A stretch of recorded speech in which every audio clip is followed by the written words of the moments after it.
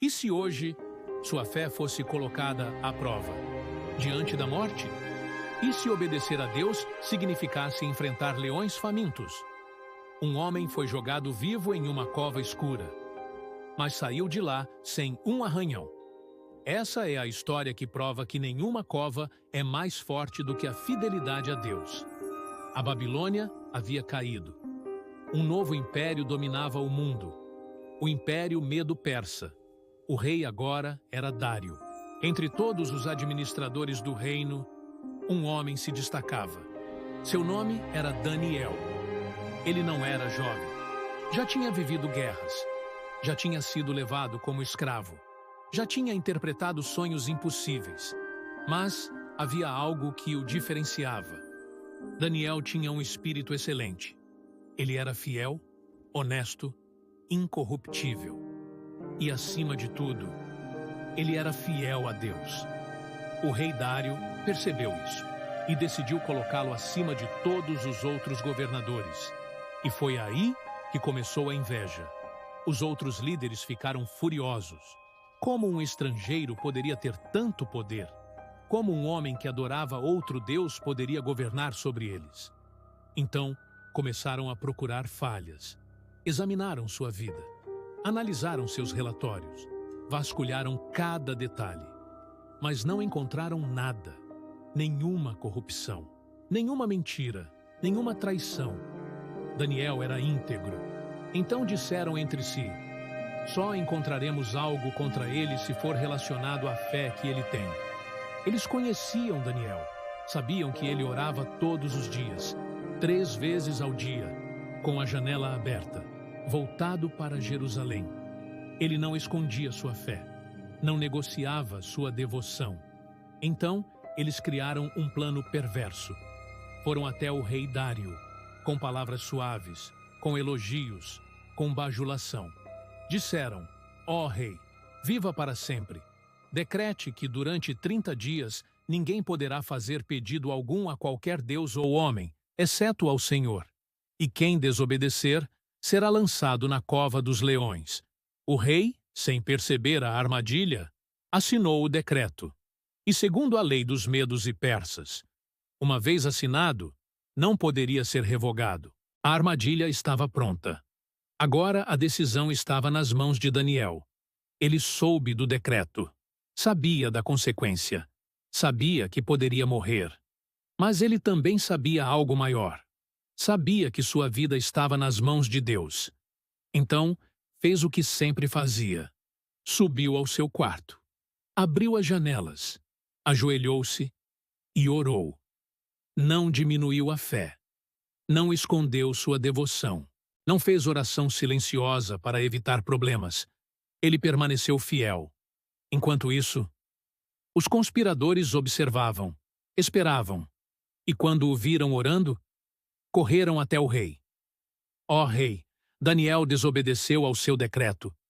O rei ficou angustiado. Ele gostava de Daniel. Passou o dia inteiro tentando livrá-lo. Mas a lei era irrevogável. Ao pôr do sol, a sentença foi cumprida. Daniel foi levado até a cova. Uma abertura escura. Um cheiro forte. O rugido distante de leões famintos. O rei disse com voz trêmula: que o seu Deus, a quem você serve continuamente, o livre. E Daniel foi lançado. Uma pedra foi colocada sobre a entrada, selada com o anel do rei. Era o fim. Aos olhos humanos. O rei não conseguiu dormir naquela noite. Recusou comida. Recusou música. Recusou distrações. A ansiedade tomou conta. Mas na cova havia algo que ninguém esperava. O silêncio. Os leões não atacaram. Não avançaram. Não tocaram em Daniel. Porque Deus enviou um anjo e fechou a boca dos leões. Daniel não lutou, não correu, não gritou. Ele confiou. Enquanto os leões, criaturas ferozes, tornaram-se calmos diante da presença divina. A noite passou. A madrugada chegou. E ao nascer do sol, o rei correu até a cova. Com voz desesperada gritou: Daniel, servo do Deus vivo, terá o seu Deus conseguido livrá-lo dos leões? E então, da escuridão, veio uma voz firme: Ó Rei, vive para sempre. Meu Deus enviou o seu anjo e fechou a boca dos leões. Não fui ferido. Imagine aquele momento, a surpresa, o alívio, o milagre. Daniel foi retirado da cova. Nenhum arranhão, nenhuma marca, porque confiara no seu Deus. E o rei então reconheceu: o Deus de Daniel é o Deus vivo. Ele salva, ele livra. A cova parecia sentença de morte, mas se tornou palco de milagre. A pedra parecia final, mas era apenas começo. Os leões pareciam ameaça, mas se tornaram testemunhas do poder de Deus. Daniel não foi salvo da cova, ele foi salvo dentro da cova. Deus não impediu a provação, mas entrou nela com ele. E talvez seja isso que mais nos arrepia. Porque Deus não prometeu ausência de leões. Prometeu presença no meio deles. Quantas vezes você já se sentiu em uma cova, cercado por problemas, pressionado por decisões injustas, perseguido por manter seus valores? Talvez sua cova não tenha leões, mas tenha medo, dívidas, doenças, solidão. Daniel nos ensina algo poderoso: fidelidade antes da prova, coragem durante a prova, confiança depois da prova. Ele não começou a orar quando o decreto saiu. Ele já tinha uma vida de oração. Milagres públicos nascem de fidelidade secreta. A cova revelou quem Daniel já era. E talvez sua luta esteja revelando quem você é. Não negocie sua fé. Não feche as janelas da sua oração. Não abandone sua identidade por causa da pressão. Porque quando você permanece fiel, Deus permanece presente. Talvez você esteja vivendo sua noite escura.